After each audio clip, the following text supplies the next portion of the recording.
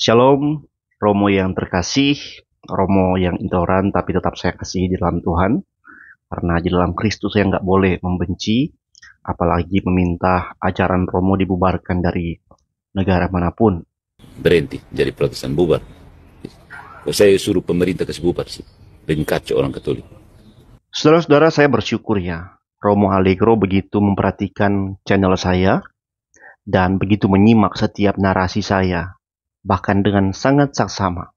Ya, ini menunjukkan bahwa sebenarnya seperti yang mereka bilang bahwa saya ini bukan levelnya Allegro, saya bocah dan seterusnya, itu nggak terbukti dari reaksi Romo Allegro sendiri karena dia begitu menanggapi saya dengan serius ya, menunjukkan bahwa ya tidak mungkin lah orang kalau seperti yang mereka bilang ece-ece, nggak mungkin lah Romo dosen logika yang sudah sekolah ke luar negeri masih menanggapi saya hari demi hari tanpa henti, menunjukkan bahwa dia gelisah kalau nggak menanggapi saya.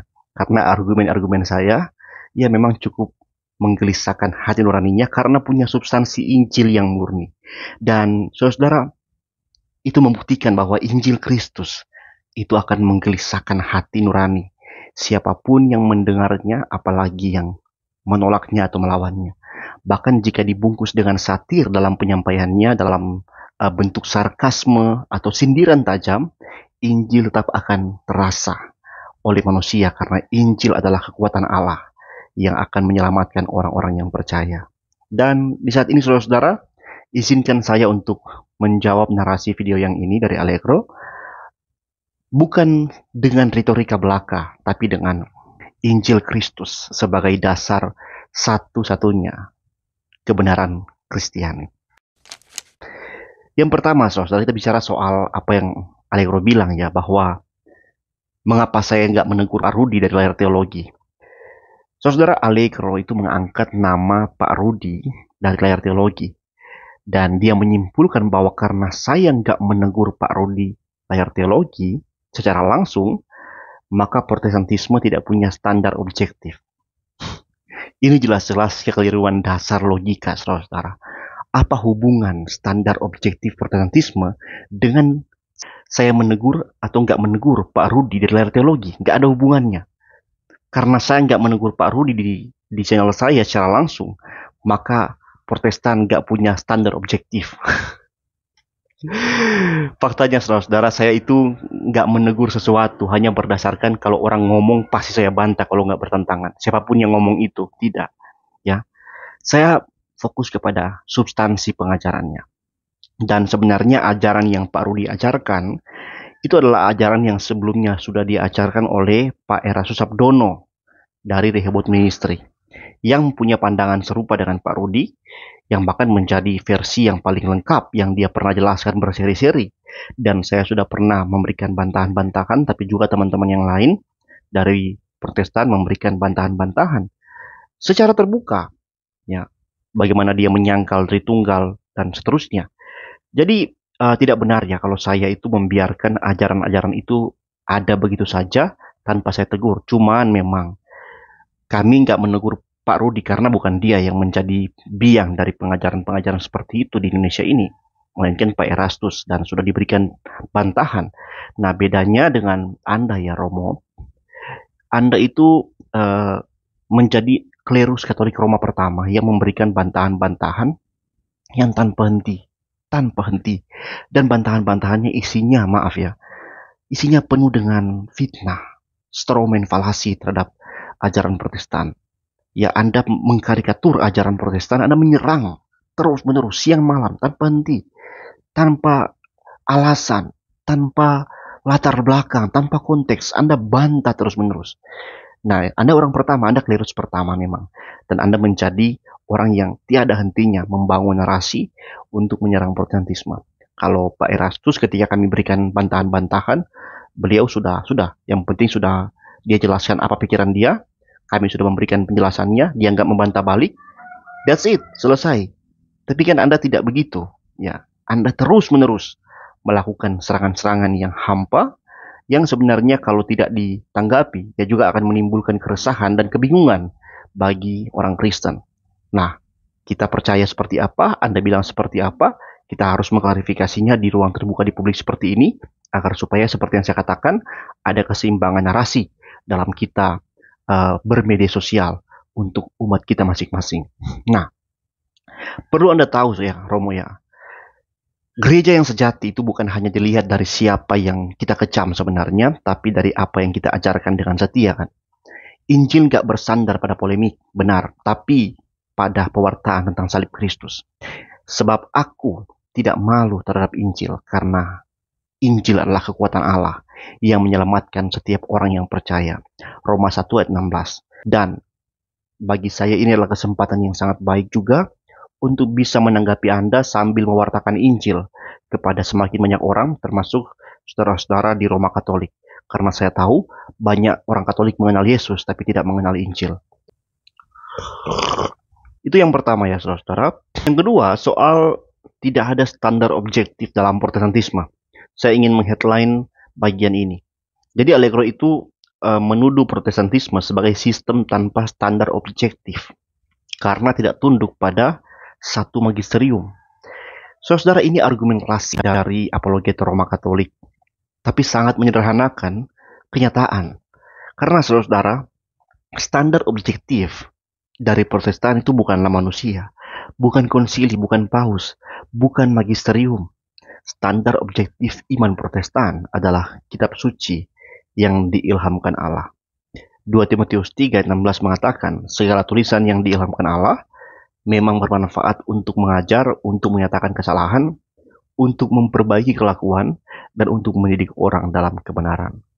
Jadi kami percaya bahwa Roh Kudus itu memimpin umatnya untuk menafsirkan kitab suci dengan benar, bukan secara individualistis, nggak ada begitu. Tapi dalam komunitas orang percaya, dengan bimbingan para teolog sepanjang zaman, tradisi bukan ditolak, tapi ditakar dengan Alkitab.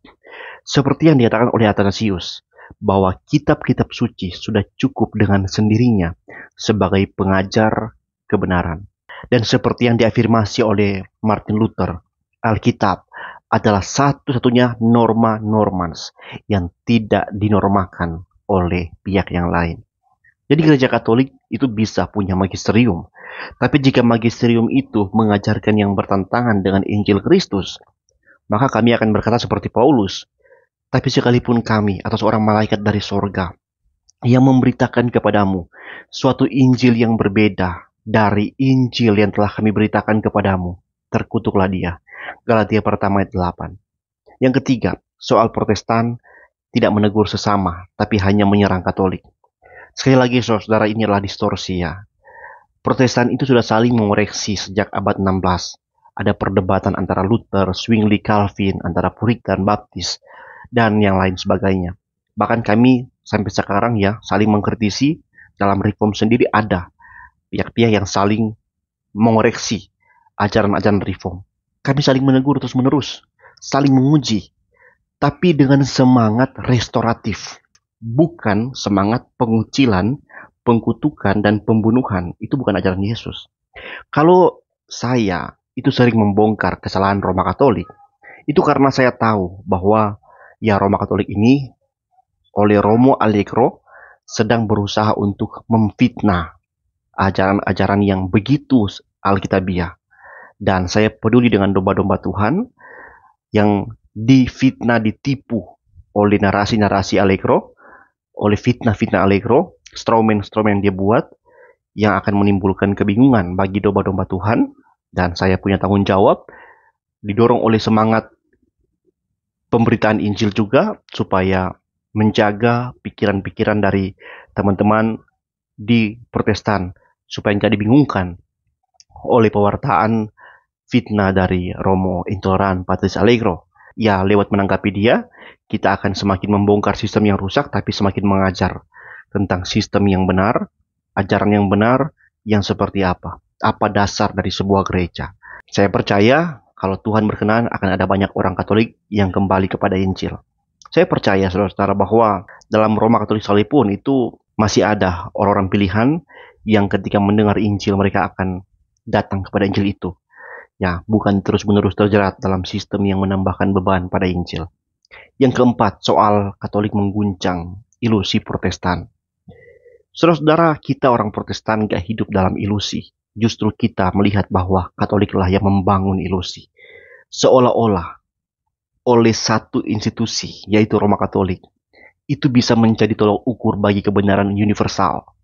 Padahal, sejarah sudah menunjukkan bahwa Paus sendiri saling bertentangan satu sama lain. Dan bahwa konsili itu bisa dibatalkan oleh konsili yang lain. Bagaimana bisa sesuatu yang berkontradiksi seperti itu dapat menjadi ukuran kebenaran? Nggak mungkin kan? Jadi ilusi terbesar adalah ketika manusia berkata gerejalah yang memberi Alkitab. Padahal firman Tuhan nggak pernah bergantung pada persetujuan manusia. Gereja bukan pencipta firman, melainkan penerima. Matius 24 ayat 35 mengatakan, langit dan bumi akan berlalu, tapi perkataanku tidak akan berlalu. Yang kelima, soal fondasi Protestantisme rapuh. Fondasi kami adalah Kristus yang diberitakan dalam firman Tuhan. Sebab tidak ada seorang pun yang dapat meletakkan dasar lain daripada dasar yang telah diletakkan, yaitu Yesus Kristus. 1 Korintus 3 ayat 11. Bukan wakil Kristus ya, tapi Yesus Kristus. Dan Yesus nggak butuh wakil, saudara. Jadi kami Protestan nggak berdiri di sebuah sistem manusiawi, tapi di atas Yesus yang bangkit dan firman-Nya yang hidup. Kami percaya kepada sola scriptura, sola gratia, sola fide, solus Christus, dan soli Deo Gloria. Ini bukan sekedar slogan, tapi ringkasan Injil. Dan akhir kata, saya nggak akan menyamakan diri dengan paus yang dianggap pengajar infalibel oleh Roma Katolik. Ya, tidak. Saya sadar bagaimana status saya yang seringkali nggak disadari oleh Roma Katolik terhadap paus mereka, yaitu bahwa kita hanyalah orang berdosa yang diselamatkan hanya oleh anugerah, yang diubahkan hanya oleh Injil Kristus.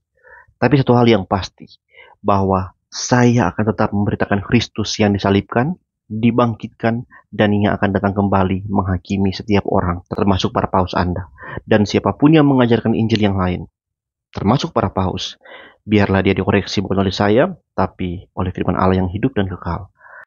Saudara-saudara Roma Katolik yang saya kasih dalam Tuhan, kalian harus sadar bahwa keselamatan kalian itu bukan pada beban kalian, bukan pada diri kalian, karena kalian bukan juru selamat. Apa arti kata juru selamat? Juru selamat adalah bahwa kita hanya diselamatkan oleh Kristus Yesus, bukan oleh usaha kita, bukan oleh kemampuan kita, bukan sebagai prestasi kita. Kita hanyalah pendosa-pendosa yang layak dihukum, tapi oleh karena begitu besar kasih Allah akan dunia ini, sehingga Ia mengaruniakan Kristus untuk kita, sehingga kita yang percaya kepadanya, kita beroleh hidup yang kekal. Percayalah pada Injil ini, dan hiduplah dalam damai sejahtera. Soli Deo Gloria, dengan kasih dan kebenaran, Patri Smith. Tuhan berkati.